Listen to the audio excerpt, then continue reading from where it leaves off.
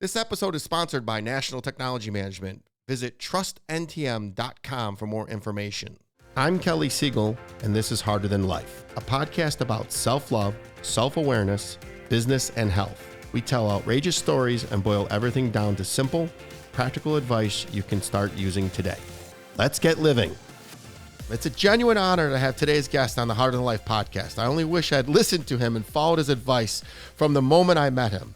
I now do, and as you all know, life is good. From selling blow pops in high school to Forbes' Best Small Companies recognition, meet Rob, the visionary behind Image One, a company dedicated to delivering genuine care and extraordinary experiences. With a passion for mindful leadership, he's the author of Do Nothing. And I got the book right here, Do Nothing, if for those that are watching. Now I just lost my story. Do Nothing, the CEO of the 10 Disciplines for Managing Energy and a mentor of Entrepreneurial Leap. Join him on the Leading with Genuine Care podcast as Rob inspires entrepreneurs to maximize their impact with inner strength. He's not just a business leader, he's a community hero too, having served on boards and received the rare Everyday Hero Award. Welcome to the Harder Than Life podcast, Rob. Kelly, thank you for having me. This has been an honor to hear from you and to be on here with you and the amazing work that you do. I've enjoyed listening to your podcast for a while. So being with you to chat a little bit is super special. Well, I tell you, I meant what I said in the intro, and I used half of yours and half of what I wrote. And at the end of the day, life is lessons. And the smart people learn from their mistakes. The wise ones learn from other people's mistakes. So the people that are listening, I was a young kid doing well in life, and I met Rob. And I own an IT company, and I walk in and I meet this individual who has boundaries and standards and living life the right way. And you put all this information in front of me that you teach in the 10 Disciplines at 10disciplines.com. I'm actually a part of it right now. It's brilliant. Highly recommend it. And you instilled these boundaries and standards on me. And I was like, who is this guy? And I walked away. And so it worked for you, but we probably missed out on millions of dollars by not teaming up because, when we did start working together, there was definitely money to be made. So my lesson is anybody that's looking to work with you had better work with you because as I'm going through the 10 disciplines, I could have learned this from you years ago. And I wish I had. It's one of my only regrets. Everything else happens the way it's supposed to happen. Yeah. So again, I want to remind everybody, just if you want to get a quick nugget, as I mentioned in the intro, you wrote the book, Do Nothing. And if you haven't read it, folks, order it today. I'm showing it up for those that are watching this on YouTube. Thank you, Kelly. The premise is to do less physical work and do more creating with your mind through meditation. How did you first discover the benefits of meditation for leadership and business success? Well, I believe that one of the things that we teach in our programs is we all have an outer story and an inner story. And, as you mentioned in your introduction, I started selling blow pops with my best friend when we were in high school. We started all these different businesses. Founded Image One, which is the company that you referenced that you and I talked about doing business together. Still own it, but not running it. And, it's been a successful venture for us. My business partner, Joel Perlman, and I sold the business actually in 2004, and we were 32 years old. So we had a successful exit, but then we got it back at no cost 18 months later, which I'm happy to talk more about, but I want to keep the outer story kind of brief. And so, we built the business, very focused on culture. Like you mentioned, we've had some recognition, which has been very humbling. And we're proud of what we built over there at Image One. Now, that's the outer story. That's what everyone sees. And, maybe they're impressed or something around that. Like, wow, looks like they're doing great. Looks like everything's perfect. The inner story for most of us is much different. And you've been so great about sharing your story in your amazing book. And, my story is one of growing up with a lot of trauma, sexual, physical, mental abuse, health issues, and getting into my early 20s, starting a business, as I mentioned, with my best friend. I got married at 22. I had my first child at 25. And I started to notice that I was very anxious, stressed out, and just really not a very good person in general. And I intuitively knew, thank goodness, I needed to do something about that. And so I started asking questions of people and trying to understand how I could find some peace in my life.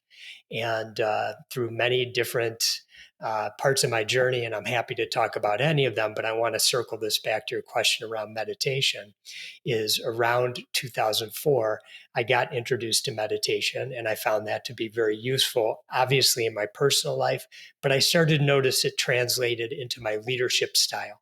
I became less reactive and way more present. I was able to slow down and make better decisions. And it really changed everything, I think, from my perspective, as far as how I went about not only leading the company, but leading my life. Thank you for sharing that. We're going to dive into the physical sexual trauma because I had no clue. So, but I want to remind everybody that you're 32 years old. You sell out of Image One, which was arguably the best print management company then and is now, when printing is going away, but you guys are still thriving. So I want to set the scene so people understand this is a highly successful businessman, father, husband, and overall person. And I love interacting with you. This isn't a bromance. I'm just giving credit where credit is due, Rob. And I tell you, it's hard for me to do because for so many years I resented what you did, and now I'm just like, give me more. You're the best. Thank you. How do you create a culture of mindfulness within the organization, and what benefits have you seen for doing so? Well, first I'll just say, I don't know that you can create a culture of mindfulness, but as somebody who's leading a company or leading a team, what you can do is show up and be mindful. And that kind of goes back to what I was mentioning before around, first and foremost, being fully present in this moment. And so what happens oftentimes as leaders, as entrepreneurs, visionaries slash CEOs, is we're the people that others come to for answers. And that's one of the things that drives us, actually. It gives us purpose. But what is really most valuable is our ability to just listen to what the problem is. And even if we know through our experience, intuition, or otherwise the answer, the real gift is just being able to listen and help the person that you're with figure out the answer for themselves. That's the greatest gift that you can give them because they know the answer. It's within them. And your special talent is to be able to bring that out in them. And the best way to do that is knowing how to be fully present in this moment and being a great listener and asking really, really amazing questions. 8 minutes in and you just freaking dropped a bomb, and it's literally do nothing.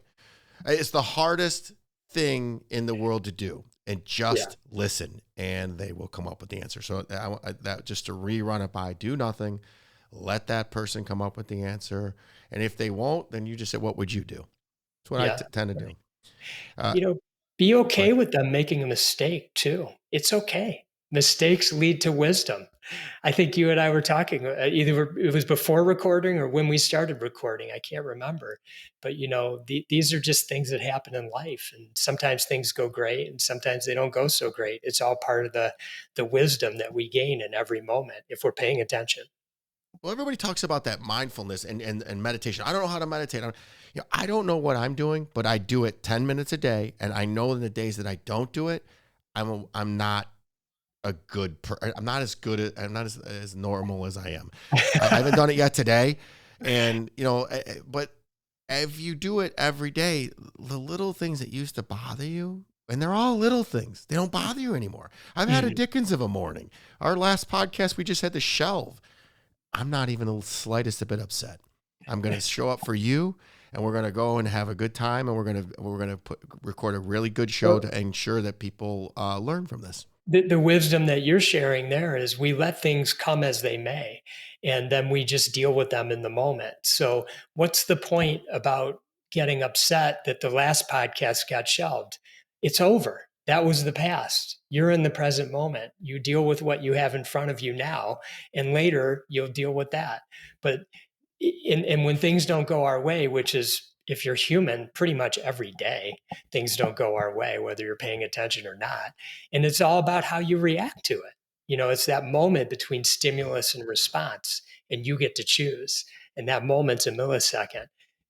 Spending some time in silence helps us kind of clear things a bit, whether it's 10 minutes or 5 minutes or longer. It's like there's that jar and the cap is on tight. There's water in it. There's sand in the jar, and you shake it up and it's all mucky. You can't see through the jar. But when you set it down, the sand settles. And when the sand settles, you can see clearly through the water. And that's like your mind. And that's why, Kelly, you're able to so easily let the past be the past and be right in the present moment with me. And I'm grateful to you for that. So I have to point out something. This is what I meant to say on the first one, is as we are two different people, but as I heard your opening remarks, that we're actually might have grown up the same. We took two different paths, but here we are, both, moderately successful monetarily. But I think the biggest success is being at peace with ourselves internally, and that is evident on you and hopefully with me. So even though we're two different people, we end up in the same place, and that's how. If somebody at first doesn't appear to be like you, you should listen, because you can learn from that person. Had I have listened, I probably would be here a little faster. So that was my one little thing. So you are closely linked to Geno Wickman, the founder of EOS. The Harder Than Life listeners know my main company, National Technology Management, are devout users of the program. How did you find it, and what did it do for Image One? Well, in 91, we started the company, and 8 years in, we didn't know what we were doing. We were an absolute mess. We were stepping over each other. There was no organization. The processes were out of whack. We had the wrong people in the wrong seats, et cetera, et cetera. I could go on. And, we just went out to our peer groups and we said, we need help. Like, we're growing and, we just don't know what we're doing. No one taught us how to run a business. And someone introduced us to Geno. He had just successfully exited from his family business, and he was starting up this consulting business to teach people these six these six components of how to successfully run your business. It wasn't even called EOS there, and there wasn't even his best-selling book, Traction. So we were one of his first 7 clients, and he was experimenting with us, but he was doing it very successfully because we just grasped onto all the concepts he was teaching. We implemented them into our business, and it changed everything for us. And that was in 99. And 5 years later, as I mentioned, in 04, we were approached by that public company. We weren't even looking to sell. There's no way they would have even recognized us if we weren't implementing the entrepreneurial operating system, or EOS. So Geno and I struck up a friendship, and, we would get together, every year throughout the years. And, fast forward to a couple of years ago, we started a couple businesses together, one of which you mentioned, which is the 10 disciplines. So that's kind of how we came together in both friendship and business. I wonder if he'd rewrite the Traction, if he would include mindfulness or meditation or some sort of, because it's really taken off now. You can be very successful financially and be terrible at home. But if you're successful at home in your personal life, there's a fairly good chance you're going to be a successful businessman. The reverse is not true. Yeah. Or else you'd never see these celebrities killing themselves. Yeah. So Geno and I are, I'm so glad you brought it up in that way, because I know he wouldn't write it any different. The reason is, he's teaching entrepreneurs how to put the right components into their business to help them have a successful business. Now, the point that you're making is the mission that the two of us are on. And that's a book that's coming out that we co-wrote together in March of 2023, and that's called Shine: How Looking Inward is the Key to Unlocking True Entrepreneurial Freedom. And so that's what, the next phase of this. Geno always likes to say, I think I helped all these entrepreneurs build empires on their trauma. And so now the next step is to go inside and, work on the totality of their lives. And that's what we've been doing together for the last 2 years, is the passion. And thank you for coming into our program. And thank you for the kind things that you've said about it, because we are on a mission through our 10 Disciplines program and our True Self Mastermind, really to impact 1 million entrepreneurs and help them free their true selves. Well, I'm a poster child for what you guys are doing. And if you want me to, first of all, I'd like you guys both to come back on when the book is out, and I'll read it ahead of time and we'll interview you on that.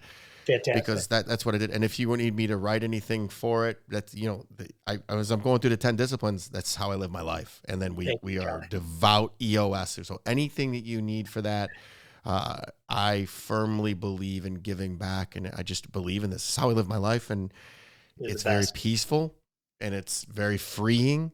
This is how Harder Than Life was born, because I'm running EOS, because I'm mindful, because I do the daily habits and rituals to be peaceful and to just be absolutely zero chaos in my life. So let's talk about that for a second.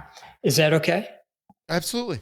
Yeah. So, because you're bringing some things to mind for me as entrepreneurs, and, you and I have been on this journey for a while, running a business, starting a business, being an entrepreneur.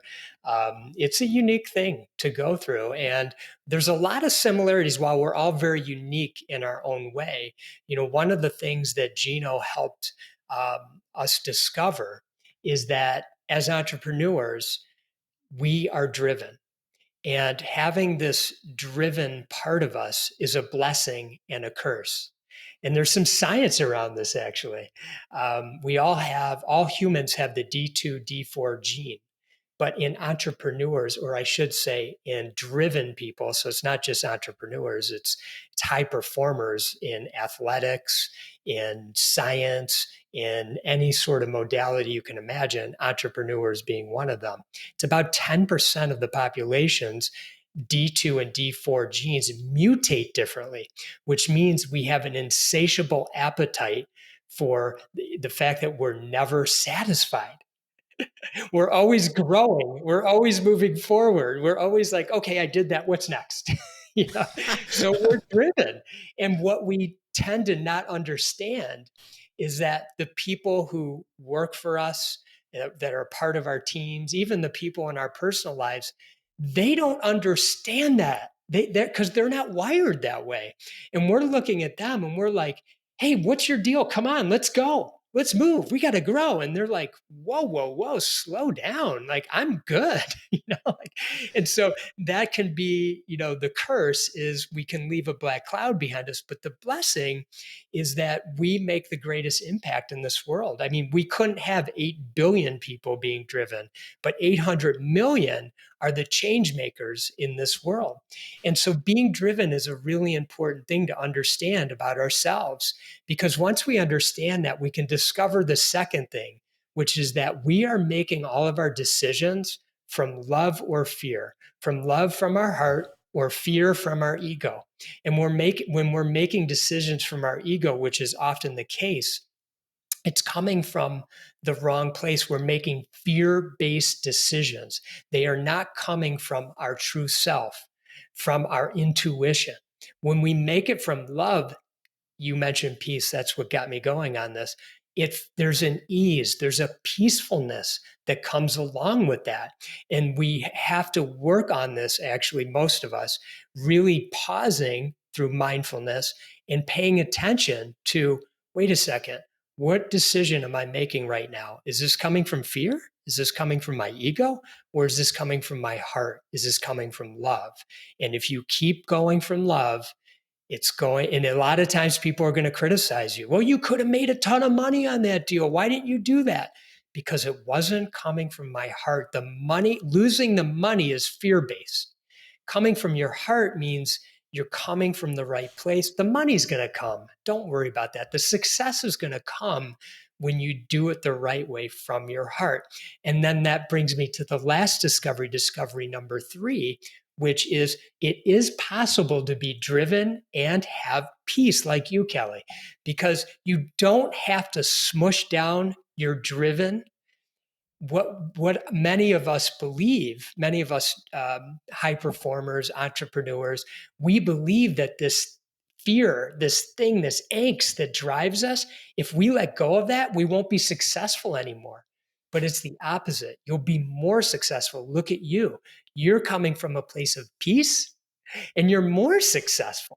There's more ease. You're making better decisions. You're growing your company. You're growing this podcast, your book, all the things that you're doing, your fitness. I mean, it's out of this world, all these things you're doing, because you make your decisions from your heart. So, but yet you're still driven as anybody I know. It's unbelievable. So Kelly can be driven and have peace at the same time. And so can you, whoever out there who's listening. First of all, thank you for all that. And I receive it. And that was one of the hardest things in the world to do is to make the change from making fear-based decisions and love, because you could be very successful running and being fearful. I was always fearful. So much success. Yeah. I mean, monetarily. That's right. So I will tell you that I'm smack dab in the middle of making that transition. And along with, we're 2.5 years in our EOS journey. So we are literally morphing National Technology Management, morphing into a new company, and we're shedding the skin of the old. And it is scary and it is painful. Yes. I'm not going to sit here and say to people that is always rosy. Like right now, we are in a drought where we know who we're going to be, and we're trying not to take on customers like we used to. And literally, the visionary just said, or our integrator just said, let's just go out and get the business that we used to. And we both everybody looked at everybody. Nope. We're going to trust the process, trust love. And everybody said, just buckle up. It's going to get a little hectic for a minute, and then love will reign supreme. So it is difficult. And I will tell you too, those love and fear-based, and then so a lot of times she'd catch me. So I'm the visionary. She's the integrator.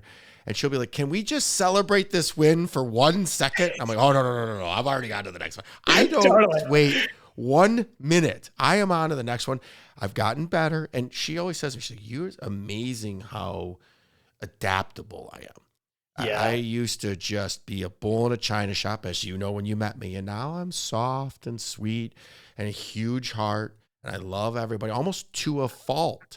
I give everybody the benefit of the doubt. I believe most people are good, and we're set up for a massive 2024. Our pipeline is huge. We just made another hire for another sales team, and we're disrupting the industry based on our VTO, Vision Traction Organization chart of EOS. It is insane. I didn't know life could be this. I didn't know business could be this easy, and I didn't know life could be this easy. And I love that you say it like that. Oh, go ahead. Sorry. You had the freaking cheat code. So listen, go to 10disciplines.com. It'll be in here. The next one, I think this will air in January. So the next one will be starting just around January. We're in the middle of it. It's not only what you learn in there, but the people you meet, the like-minded individuals that you meet that can help you along your journey. Because what do they say? You want to go fast, go alone. You want to go far, go with people. And I will tell you, it's like a little cult or a fraternity, EOS people, because you can look and you can match up core values, and you'll know right away if you want to do business. But most EOS companies that we run into, we end up doing business with. So kudos to you. And I love everything about you and anything I can do to help. And I'm a firm believer. I'm drinking the Kool-Aid because it's provided me, my family, which extends to my work family, a fruitful life. So I love it. Let me, if you don't mind, I just to build on what you're saying, because I want to encourage everybody, when you go to the 10disciplines.com, there's an assessment. It's called the True Self Assessment. It takes like less than 5 minutes to take. And, we're happy to review it with you if you do take it, or you can keep your scores to yourself. It isn't the traditional scoring system like in school, like if you're 90 or above, you're not an A, etc. What it does is it consistently shines lights in areas of your life that need light shined on you. And so it keeps you in check. And so we always encourage people to take it every 90 days or so, just to notice, where do I need to shine light on? Once you do that, and then what you're doing through by going through the program, the 10 disciplines does this for us. First, it helps us understand ourselves. We must understand ourselves at a very deep level inside. Why are we doing the things that we're doing in our life? What is really truly driving us? And what do we want out of this life? And that takes time for some people to really start to really think that through and make sure that it all gels together. And we take you through that part of the process. We have 5 disciplines that do that. Once you have a good understanding of yourself, you are crystal clear on what you need to do in this life, and you've got to protect yourself. That means creating really, really solid boundaries. And those boundaries are important because every moment of your life needs to be spent on energy driving activities, ways that you can make impact. And by the way, impact can oftentimes people think that's big. Actually, it could be really small. Many interactions with team members at your company or family members, or just out and about at the grocery store. This is the kind of impact that we make. So the other 5 discoveries, totaling 10, help you protect yourself and create those boundaries. Then you go into free yourself, which are the 3 discoveries that we teach, which I taught you about. And once you free yourself, you shine. And that's what we want for you. We want you to shine. And that's what our book is that I mentioned, coming out in March of 2024. I can't wait. This is a 7-figure podcast. I mean, I am telling you, listen to what he's saying, because it's right. And go to 10 disciplines and try it out. I got a couple of, one of the disciplines was take more time off. I mean, yeah. I'm not kidding you, because I'm going to paraphrase it in my words, because the listeners kind of listen to me and they understand what I'm talking about. Some of my best downloads have been when I've been just quiet, doing nothing. So I will paint a picture for you. I was in my home in Florida. I have a house in Florida, and I was sitting in my hot tub one day, and I was anxious. And I was trying to figure out why I was anxious. And it's because I was doing nothing, but I was also remembering that what I had to go back to do. And I basically just sat there, did nothing, and realized I didn't want to check email anymore. And I had the download during my do nothing moment, and that I was going to hire an assistant. And since I've done that, I've freed up my angst, because I think email is one of the most inefficient things in the world. You just said, moving the needle is what you said. You said it more elegantly than that, but moving the needle isn't sitting here checking emails. So I said, and since the day that I did that, my life has changed. So I can use that energy that I would be going back and forth with emails of miscommunication towards really creating something magical that moves the needle. So if I'm going to expend energy, it is going to be on a big, grand scale. And that's what he's teaching. So having said that, take more time off. Literally, that was one of the disciplines. He went in and said, I want you to take, what did you say? It was so 130 days off. 130 days. Think about work the entire day. And one more. You said you wanted to take a full month off. Sabbatical. I want to tell you that I got anxious when you said that, and then I started thinking about it. I take 2 weeks, or I take a full week off in July, and I take 2 weeks off in December. And I said, you know what? I'm aiming to take July off and December of next year.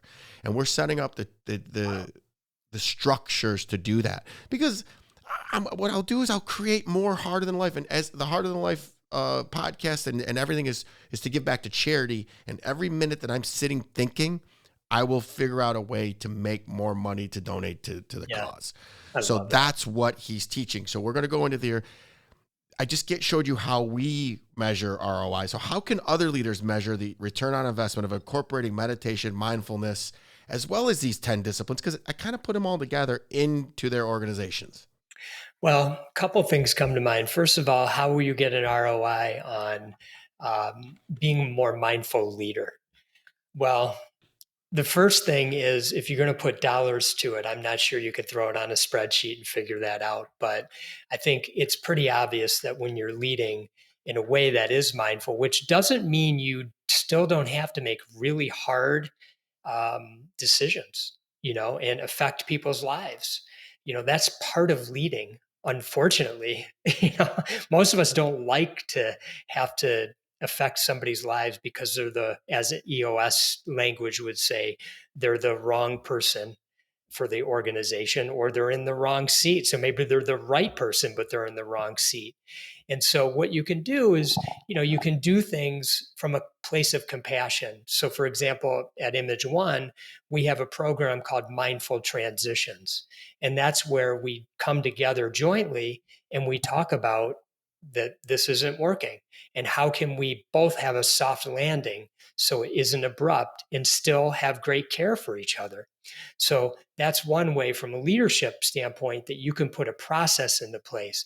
Now, how does that come for an ROI? Well, I think first from your own physical and mental health, there's an ROI, but you're going to have a stronger culture. And if you believe that a stronger culture leads to better results, then you're going to have better results. It's just a fact. So I guess you could start tracking the numbers if you're a data person from the day that you really started changing your culture. And 5 years later, how are you guys doing? I would argue that the best cultures that I've seen are consistently overperforming based compared to their own industry peers. I've seen that time and time again. Now, personally, oh, go ahead. No, I was I wrote we share the same brain, I think now. And I wrote culture, less fires, fun, and love. Yeah. How do you measure those? I don't know on an ROI, but that's what we got from Well, doing I'll this. tell you at Image One, we actually do measure those things. So we have what we call we have an annual happy survey, we call it. And it's a very extensive survey. I want to say it's like 80 questions. We give people a specific block time to take it. It's that important to us. It can be anonymous or not anonymous. We always ask that they do it non anonymously. And what we do is we start to ask questions of them around their personal happiness and well being in their lives. And again, the totality of their lives. And what that means is, I'll give you an example. So I might ask you, how happy are you on a scale of 1 to 10? You'll answer. Then we ask a follow up question. How happy is the person most close to you in your life? And then you rank that person. How happy are the people within your household? And then they rank that. And we ask them how many people are in their whole household. How happy are your friends? And so what we do is now we're helping you create a picture around not just you, but the people that you're surrounded by. And that helps you understand, holy mackerel, I'm like a 7 in happiness out of 10. But when I look around the people I've surrounded myself with, they're miserable. Like I think of I'm hypothetically I know. speaking. Yeah. So, oh, my best friend or my spouse is like a 4 in happiness. And so then you have to come to terms with that and then you can take action with it. But what it does for us as an organization is it helps us understand what tools do we need to provide to people so they can take action and have a more peaceful life or a happier life. And so that's what this whole survey is about. And of course, we've tracked these results for years, so we can see how things are going. Like during the pandemic, whew, man, you should have seen the scores during that period of time. It was rough. People were struggling. Big surprise, right? And so, we got to understand better. Well, what can we bring to them? Now we understand what they actually need. And so that's another way that you can actually track the ROI on having a really strong culture. It's too funny. We do the same thing. Of course, it was one Of of our course we do. rocks. It was one of our rocks. Of course we What do. what books, resources, or mindfulness practices do you recommend for aspiring business leaders who want to explore the path further besides the aforementioned do nothing and traction? I And do then list the shine coming out soon. Nine So, coming out. Yeah. No, I do list many resources in the book, but my favorite all-time book, because everybody's in a different place in their life, so it's hard to say like, this is the best one, this is the best one. But the one I always put at the top is Man's Search for Meaning by Viktor oh, Frankl.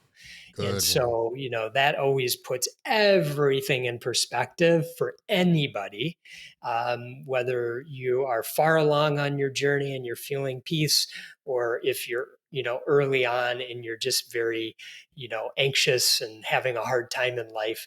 That book brings such great perspective to life in general. So that's the one that I always like to reference. As far as, if people are intrigued by experimenting with a mindfulness practice or a meditation practice, of course there's many apps that you can play around with, like Headspace and 10% Happier are a couple that are very well known. Calm is another one.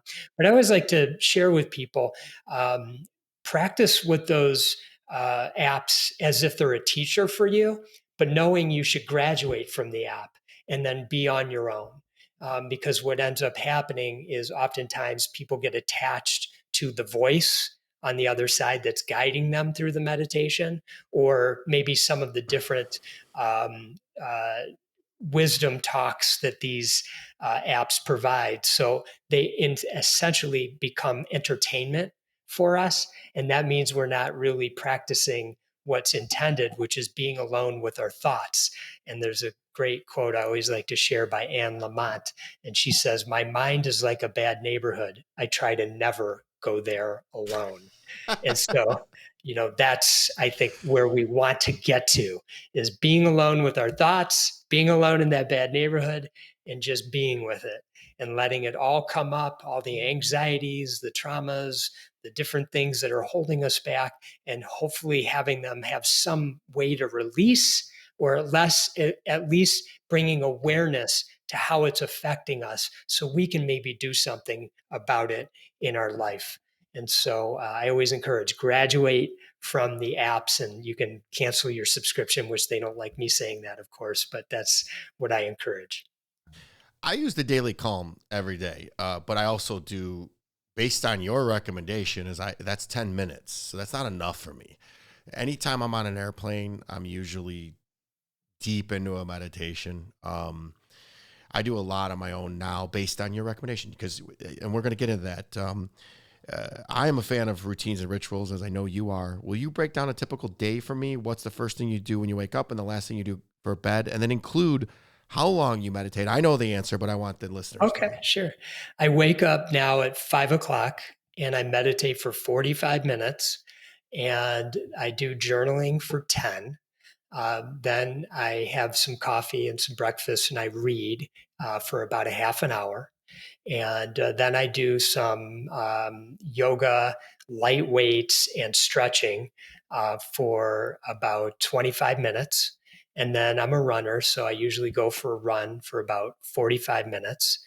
6 miles a day is usually when I get out, get what I'm able to fit in, and come back, get ready for the workday. And I like to be in my office usually somewhere around 9 o'clock, and have my first meeting usually somewhere around 9:30. I ask my assistant to never schedule more than 4 meetings a day. So no more than 4 hours or just 4 meetings. That gives me some buffer time to truly be prepared and to take any actions that came out of the day. I like to be shut down by the end of the day around 6 p.m. Then I'll usually have some dinner and hang out with my wife for a bit and go for a walk with her. And then 20-minute meditation before I go to bed, which is usually around 8:30, asleep by 9, and repeat. You just described my life, but but everybody's different. And what I would suggest everybody to do is to steal some of those things. I will tell you, if you follow that to a T, you will be successful. It sounds boring, but it's not. It's massively wild successful. I've known Rob for many years, and this, like I say again, I hate to keep singing your accolades, but you are a successful human, not just businessman, human. You are winning, and that's what this is all about. We're only here. We're all gonna die, so why not live a good life? And going out and partying and you end up creating, you end up fighting against yourself. So those are great habits and rituals. And I tell you, mine's very similar. I do a little bit, I mix in a little bit more gratitude, a little bit more working out. And my day starts at 8 and ends at 4. But it's very similar, very similar. Yeah.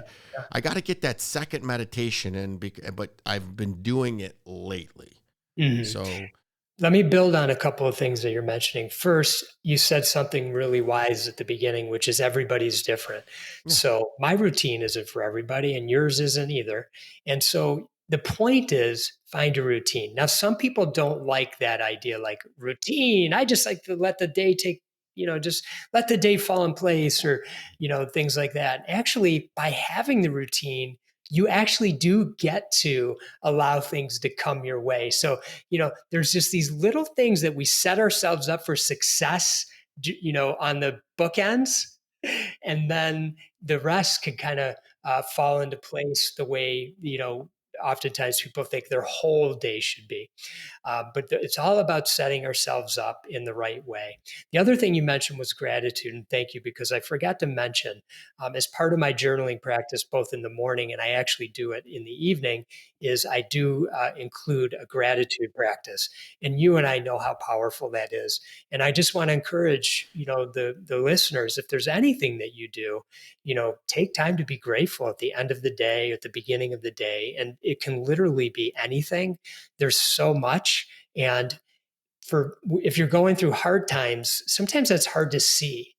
I had a friend once, and he explained to me that he had a very difficult, challenging life, and he would walk around the streets of Boston, and everybody looked pissed off to him. But they weren't. But that's Sounds just like how Detroit. he was seeing the world, right? And he said, well, he worked through, and then he shared with me about a day where he was walking down the streets of Boston and people didn't look pissed off anymore. And he noticed something had shifted. And, by having gratitude, sometimes when things are hard, we find something little, the sun shining, I'm breathing right now, whatever. Even if you're kind of fibbing to yourself, do it and keep doing it day after day. And you will begin to change some of your mental constructs. You'll begin to rewire your brain, maybe find the right way that what I'm sharing right now fits with you, but begin to just get into that idea of just gratitude each and every moment, and find one part of your day. It only takes like 20 seconds to express gratitude. I begin every day and end it with gratitude. I just say 3 things I'm grateful for. Right now, I'm grateful for you. I appreciate your time. I'm grateful to call you a friend. Every time I get a text message from you, I smile, and I wish it would have been sooner. But I will tell you that it can be simple things. Sometimes it's just the bed I'm sleeping in. Sometimes my cat is nestled next to me. It's just simple. And then when you do that on a regular basis, you will start to think that the world is rigged in your favor. So good. And you know that everything happens for you. It's insane. I feel like every day that the universe, that God, that source, whatever it is aligning things to make me happy. I just, even when things aren't working, it's like, okay, we're going to keep you out of this. So, hey, I wrote this down earlier. What the heck did you think you were going to do at 32 by retiring or quit when you sold out? What did you think you were going to do? We were trying to figure that out, actually, when they gave us the offer to buy it back, or not buy it. I mean, they gave us the offer to take it back. So, but no, we were looking at all kinds of different business concepts and, all different kinds of things. And we just hadn't landed on anything. So, but it wasn't meant to be, because they came back at us and we decided to take it back. I will probably do some sort of work, especially in this personal development, this harder than life space, till I die. I And I will, shameless plug again, since I've implemented EOS, we have no fires. So I love walking into the office every day. I love living every day. It's through the Yeah. mindfulness and EOS. I Yeah. can't stress it enough. And I'm going to tell you right now, watch 2024. Watch it. I'm telling this to the listeners. I You'll can't. know because you're going to be right there with me, but watch what we do in 2024. I'm It's going to be excited. I'm astounding. I excited. got some big things in the work, and we're You going to know what make I love what you said, by the way, about fires? Actually, those fires, they just don't, uh, they just don't get so big because now you have the process in place to, you know, get it when it's small because there's problems still. That's never ending. There's always going to be problems in business. It's just your ability to have the right things in place so they don't get out of control. And that's and what you've done. and in the EOS world, they're called core processes. Core So, processes. That's right. and when you identify and they're followed by all, you just don't. And it's like a lot like, I'll use an analogy like this. Everybody knows football. Most people know football, and everybody has gaps in the defense that they have to mind. If you break containment and you go to the wrong gap, you usually get gashed, and it's a long run or a long touchdown. If you just have the right person in the right seat doing Yeah. followed by all, you will not get gashed. It's like Good one. taking your gaps. So we're Love going to that. switch to you a little more because we're coming Okay. up against, I like to keep this an hour. What's Sure. something you believe in that almost nobody agrees with you on? I don't really know. That's a good question. But one of the philosophies I have, and it was inspired by a Buddhist symbol called an enso. And an enso is kind of like a circle, but it isn't completely closed. And there are many different ways of saying what the meaning is, but essentially it is I am nothing, I am everything. And so that's something that I like to, if the question presents itself, I always like to present to others is this idea that I am nothing, meaning all of us, we're nothing, but yet we are everything. And because we're all connected to it all. There's a book that is that symbol. Then do you know the book I'm talking about? I don't, but it wouldn't I'm gonna surprise I'm gonna go find it, and I'll text it to you when I see it. me. It's Okay. it's that Excellent. symbol, and it's a The metaphor of going calligraphy. through life. I'll send it to you. And you Okay. know who sent Very it to me? I cool. think John DeWaskin sent it to me. Somebody gave me this, and I'm like, I love when you're open and receiving. God or universe or source, whatever, just keeps sending you good stuff. So, Yeah. if you could create one law in the universe, what would it be and why? Well, I really wish the law would be we would just always have compassion for each other. Obviously, that would simplify all of our lives, and we wouldn't have so much angst, around the world. So we all want some degree of peace. We all want the same things in life, and they're usually pretty basic. We just want to be heard. We want to be loved. It's nice if you have a roof over your head and some food, available to you. Once you get past that, it's, just diminishing returns. The rest doesn't make you all that much more happy. You and I know, success is great. It brings some comfort, some, added comforts. But at the end of the day, the happiness that we all desire is within us. And if there was more compassion in the world, which there's a lot, by the way. I mean, Yeah. I don't want to make it seem like there's not. There's a great deal of compassion, but there's challenging situations that are always going on that maybe bring awareness to us of the importance of that. You just took two of the next questions. So define happiness and then define success because they're two separate things. Yeah. I mean, for me, it has to do with inner peace.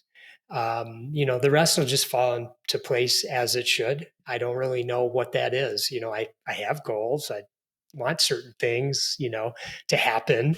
And sometimes they do, and sometimes they don't. And I just try not to be attached to that outcome. So at the end of the day, it's again, I think just circling back to what I mentioned before, the peace that we are all always looking for, it's inside of us. It's innate. We have that peace when we're born. And what happens is the world gets a hold of us. And so Mm. it's all about where we were brought up, how things are unfolding, all the different things. And it just starts to create a whole different set of mental constructs for us. But if you just go back to, if one can imagine that moment when you were born, you were free. You were your true self at that moment. Yep. And so I think that's really all we really want at the end of the day. You are a remarkable human being. I just love you. Thank you. I mean You that. are too. I'm fascinated by you. I could sit down and talk with you for days. Same. If you could have dinner with one person who's alive or dead, who would it be and why?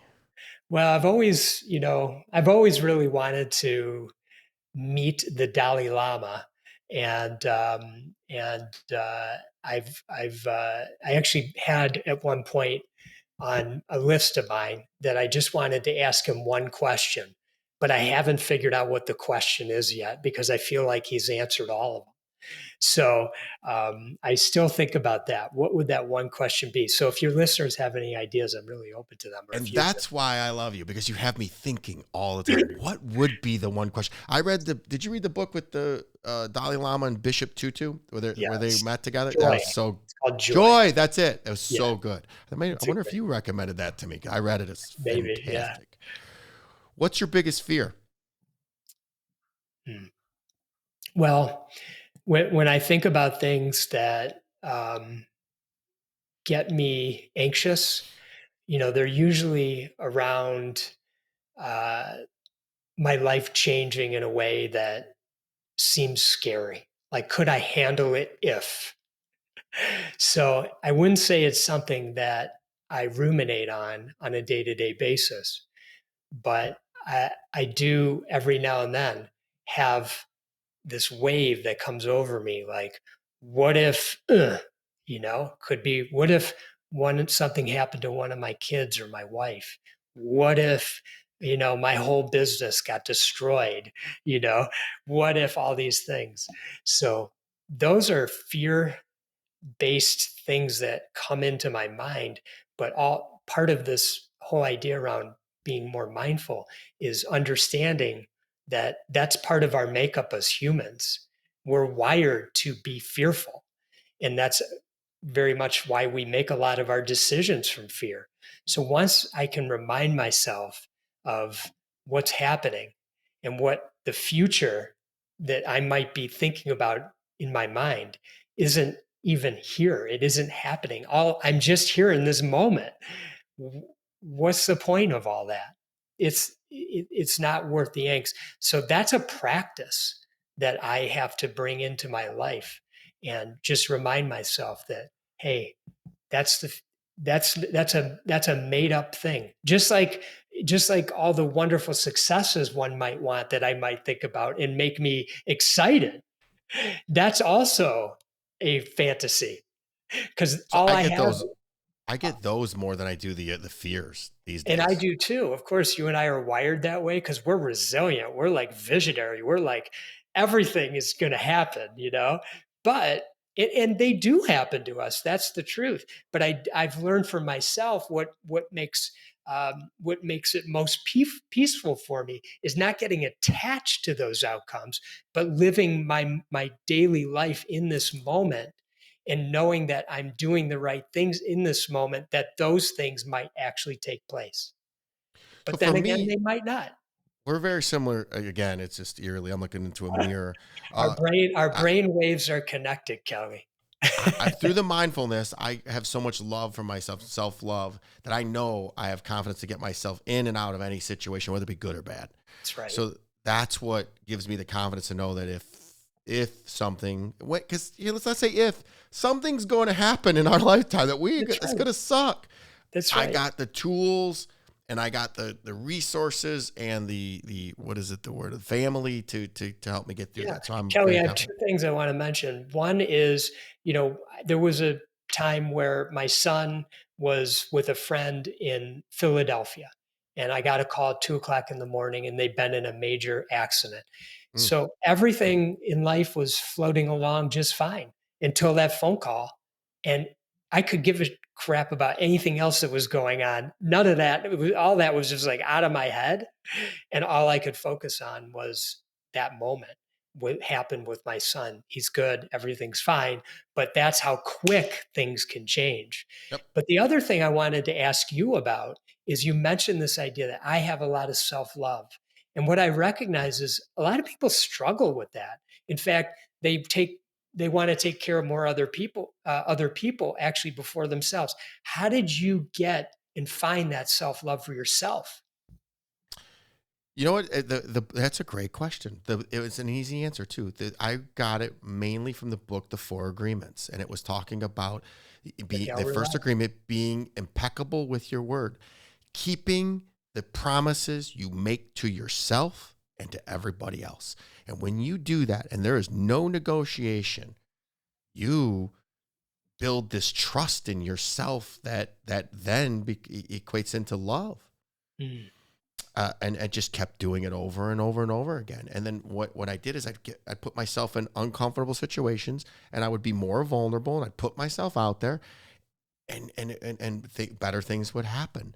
So I have no problem. And I would tell you now, I'm expanding that with vulnerability, going out and being extremely vulnerable.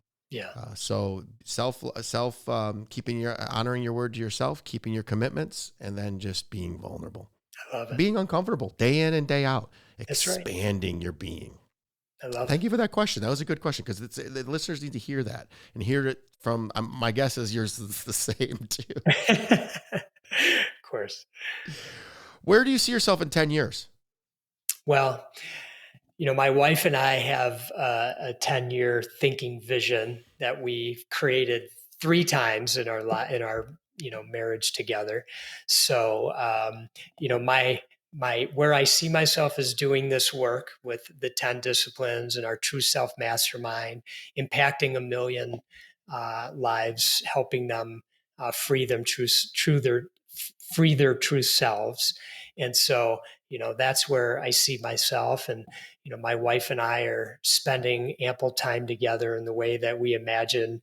And we have very specific things, but I won't get into all of them. But, doing the things that are important to us in our life, which very much also revolves around, being there for our kids and our family members, some of whom we take care of, in a way that makes most sense for them. So, just being a rock for them, and in any way that is necessary or not necessary, because they may not need us in the way that we might imagine.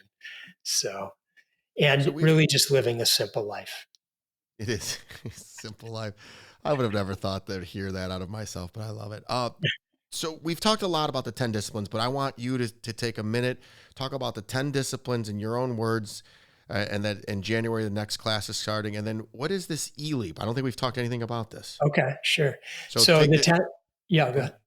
Yeah, the Sure. 10 disciplines I mentioned earlier about we help you understand yourself and protect yourself, clear boundaries so you can free yourself and shine. And so we take you through 10 disciplines that help you do that.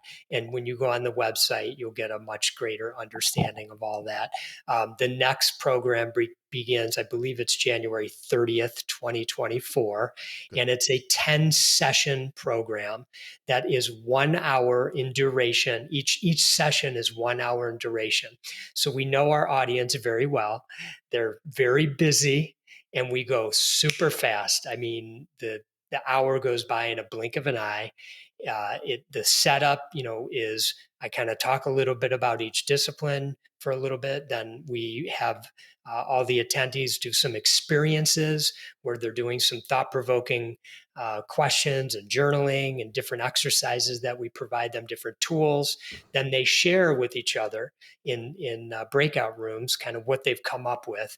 And then we come out and we wrap for the day and move on to the next session the next week. So it's a very quick way to implement these, integrate these into your lives. And so again, it starts January 30th, and it's 10 sessions over, I think, 12-week period of time. So that's the 10 disciplines. Entrepreneurial Leap, or eLeap, which is e-leap.com, is Geno and my other business, which is an academy for early stage entrepreneurs. And it's a 4 session academy, which takes place. The first 2 take place within 30 days of each other, and the next 2 are within 90 days of each other. And they essentially help entrepreneurs increase their chances of success by putting in the foundational tools that are needed to get them over $1 million in sales and hopefully graduate into EOS, which you and I have mentioned throughout the conversation here. So it's kind of those early stage things that you need. You can't quite implement EOS yet. It's a little bit too much. So, and it just gets you, again, increasing your chances for success, because as you and I know, this journey of entrepreneurship and starting up a business is not for the faint of heart, and most fail. That's just a fact. Guys, remember, plan to fail, or fail to plan to fail. That's right. Everything that he's saying and everything we're talking about, this 10 disciplines, EOS, is the playbook, the blueprint for success. Do not, you see anybody that's successful, they have coaches, they have a plan, they have a routine. Telling you, I wish that I would go back to my younger self when I started Kelly Communications 30 years ago and said, dude, listen to Rob, implement EOS. And here's another shameless plug. Do not try to implement EOS alone. It does not work. You pick and choose the things that you like and that you could do. It only works if you follow it to a T, and it's not expensive. I mean, the first year we implemented, I think it was 6 months in, we paid for the entire year from one of the rocks that we implemented that paid off immediately. So it pays itself back quickly. Rob, it's been a pleasure. I love you. I appreciate you. My pleasure. I mean this with everything. If there's anything that I could ever do for the eLeap, for EOS, for anything, you just reach out anytime. You have a friend in me, and I promise me when you come downstate again that we get together for lunch or dinner or something. I want to break bread with you and pick your brain even more and learn from you. Is there anything I haven't asked you today that you feel compelled to share? I don't think so. You are a wonderful interviewer, I have to say, very prepared and very thoughtful questions. So I've said all I can say for today. And I just want to say thank you to you. And I am grateful to you. And I'm glad we got reconnected. You are such a joy to be with. And every time I see your smiling face, it makes my heart warm. Seeing you on the 10 Disciplines program every week is just like, every time you hop on, I just smile naturally. And that's the kind of energy that you exude in this world. And your book and this work that you're doing, please read that book, everybody, if you haven't already. If you're following, maybe you have, but there's so much wisdom that you bring to this world, and bringing out some wisdom from your guests. You found your purpose, my man. Let me ask you one question. What is the overall takeaway of me? The overall, well, what, you're going to make me do that in a sentence or something? Well, no, because I've been getting a lot of feedback of two things: vulnerability and love. Yes. And I'm like, that's exactly what I'm trying to do.